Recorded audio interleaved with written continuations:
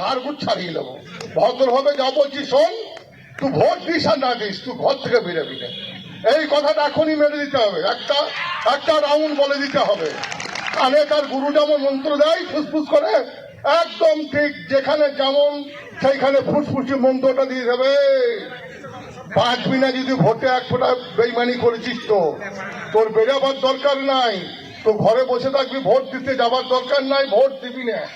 কিন্তু আমাদের বিরুদ্ধে অপপ্রচার করবি না, আর আমাদের বিরুদ্ধে অপপ্রচার করবি না, তাহলে একদম হাত কেটে নেবো, একদম তোর হাত কেটে নেবো। তুই আমাদের নেতৃত্ব, তোর বইয়ের ভাতা লিখিস, তোর বাবার বার্ধক্য ভাতা লিখিস, সারা চাল খেছিস, সারা জমির টাকা লিখিস, সব লিখিস, আর ভোট টলটোর দিকে মারবি, ছেড়ে কথায় কইব না। এই হুমকি এখনই মেরে দিতে হবে 2-5 দিনের মধ্যেই, কারণ 7 তারিখের মধ্যে সেন্ট্রাল ফোর্স ঢুকবে। আমাদের দিকে হয়তো আসবে না, কিন্তু অন্য জায়গায় আসবে। ঠিক কেস করে কিচ্ছু করতে পারবে না, কেস আমরা করতেই দেবো না থানাতে, পুলিশকে। এটা হাড়গুড় ছাড়িয়ে নেবো। ভদ্রভাবে যা বলছি শোন, তুই ভোট দিস আর না দিস, তুই ঘর থেকে বেরোবি না। এই কথাটা এখনই মেরে দিতে হবে, একটা রাউন্ড বলে দিতে হবে। কানে তার গুরু যেমন মন্ত্র দেয় ফুসফুস করে, একদম ঠিক যেখানে যেমন। সন্দেশখালী ভয় কাঁটা হয়ে রয়েছে, ধীরে ধীরে তারা প্রতিবাদ করতে শুরু করেছে। এবার সেই সন্দেশখালীর ছায়া দেখা যাচ্ছে বীরভূমে। তৃণমূল নেতা জটিলেশ্বর মণ্ডল সর্বসমক্ষে বলছেন, ভদ্রভাবে যা বলছি শোন, ভোট দিতে যাবি না বাড়ি থেকে বেরোবি না। ভোট না দিলে কেন্দ্রীয় বাহিনী গেলেই হাত কেটে নেব। ভাইরাল হওয়া ভিডিওতে রীতিমতন বিরোধী বিজেপি নেতাকর্মীদের হুমকি দিতে দেখা গেল তাকে। আর খুব স্বাভাবিক যে এই পরিস্থিতিতে বিষয়টা নিয়ে জোর জল্পনা শুরু হয়েছে। ভোট না দিলে, ভোটে বেইমানি করলে বা দলের নামে অপপ্রচার করলে হাত কেটে নেওয়ার হুমকি দিলেন বীরভূমের এই তৃণমূল নেতা। ঘটনাটি বীরভূমের ময়ূরেশ্বরে। লোকসভা নির্বাচনের আগে প্রকাশ্য জনসভা থেকে বিরোধীদের হাত কেটে নেওয়ার নিদান দিলেন ময়ূরেশ্বরের তৃণমূল নেতা জটিলেশ্বর মণ্ডল। এমনই হুঙ্কার দিয়ে বিতর্কে জড়ালেন বীরভূম জেলার অন্যতম তৃণমূলের বলিষ্ঠ নেতা জটিলেশ্বর মণ্ডল। তিনি কি বলছেন শুনুন। গ্রাম পঞ্চায়েত আমাদের, পঞ্চায়েত সমিতি আমাদের, জেলা পরিষদ আমাদের, বিধানসভা আমাদের, 4খানা জায়গা আমাদের। তো কোনো জায়গায় কোনো ঠোল পাচ্ছে পারবি না। থানা, পুলিশ, কোর্ট, একবার হাড়গুড় ছাড়িয়ে নেবো। ভদ্রভাবে যা বলছি শোন, তুই ভোট দিস আর না দিস, তুই ঘর থেকে বেরোবি না। এই কথাটা এখনই মেরে দিতে হবে, একটা রাউন্ড বলে দিতে হবে। কানে তার গুরু যেমন মন্ত্র দেয় ফুসফুস করে, একদম ঠিক যেখানে যেমন সেইখানে ফুসফুসি মন্ত্রটা দিয়ে দেবে। বাঁচবি না যদি ভোটে এক ফোঁটা বেইমানি করেছিস তো, তোর বেরোবার দরকার নাই, তো ঘরে বসে থাকবি, ভোট দিতে যাবার দরকার নাই, ভোট দিবি না। কিন্তু আমাদের বিরুদ্ধে অপপ্রচার করবি না, আর আমাদের বিরুদ্ধে অপপ্রচার করবি না, তাহলে একদম হাত কেটে নেবো, একদম তোর হাত কেটে নেবো। তুই আমাদের নেতৃত্ব, তোর বইয়ের ভাতা লিখিস, তোর বাবার বার্ধক্য ভাতা লিখিস, চাল খেছিস, জমির টাকা লিখিস, সব লিখিস, আর ভোট টলটোর দিকে মারবি, ছেড়ে কথায় কইব না। এই হুমকি এখনই মেরে দিতে হবে 2-5 দিনের মধ্যেই, কারণ 7 তারিখের মধ্যে সেন্ট্রাল ফোর্স ঢুকবে। আমাদের দিকে হয়তো আসবে না, কিন্তু অন্য জায়গায় আসবে। ঠিক কেস করে কিচ্ছু করতে পারবে না, কেস আমরা করতেই দেবো না থানাতে, পুলিশকে। কোনো কারণে কেবল আমাদের এখানে রিপোর্টটা যেতে হবে। আলমদা অসুস্থ আছে, দরকার নেই আলমদা অসুস্থ হবে আরো, আমাদের কাছে খবর দেবেন কোনো মাধ্যমে, আমরা সব যা করার করে দেবো। নিশ্চিন্তে দল করুন, বুকের ছাতি নিয়ে দল করবেন। মমতা ব্যানার্জির উন্নয়নের সাথে আছে, মমতা ব্যানার্জি আছে আপনাদের পাশে। আমরা যখন ডাকবেন তখন আছে, আমাদের কোনো মৃত্যু হয় নাই। ওই তৃণমূল নেতার বিতর্কিত মন্তব্য সোশ্যাল মিডিয়ায় ভাইরাল হতেই এক প্রকার শোরগোল পড়ে গিয়েছে।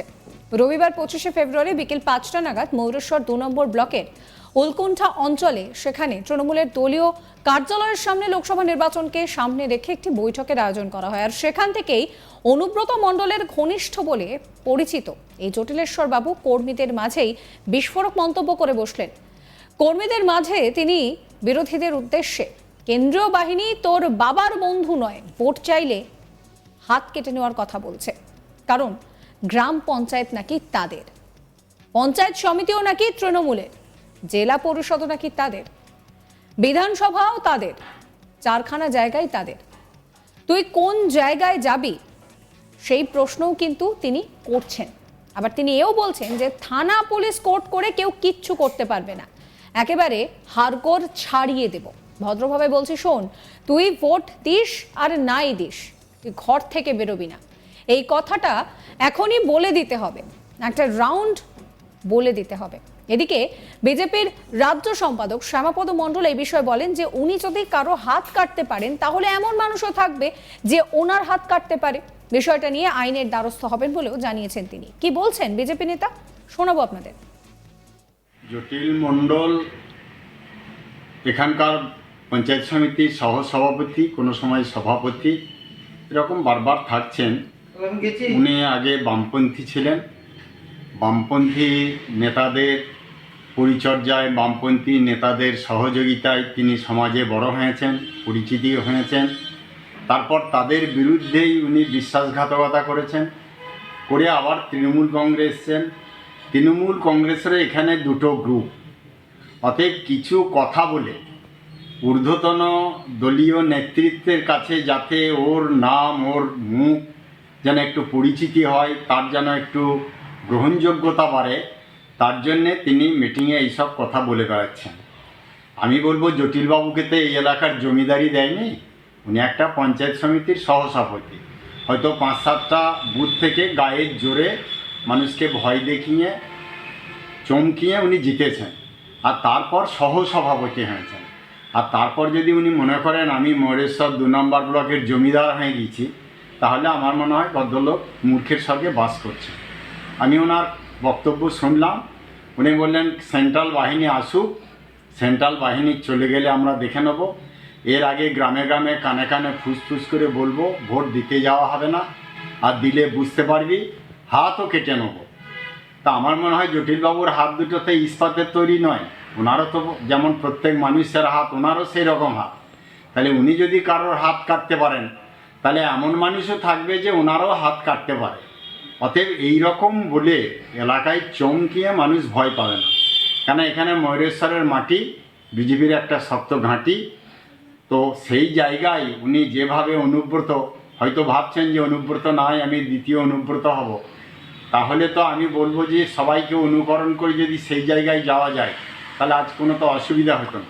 অতএব এরকম মূর্খের মতো কথা বলছেন, ভয় দেখাচ্ছেন, একটা ভীতি সন্ত্রাস তৈরি করার চেষ্টা করছেন।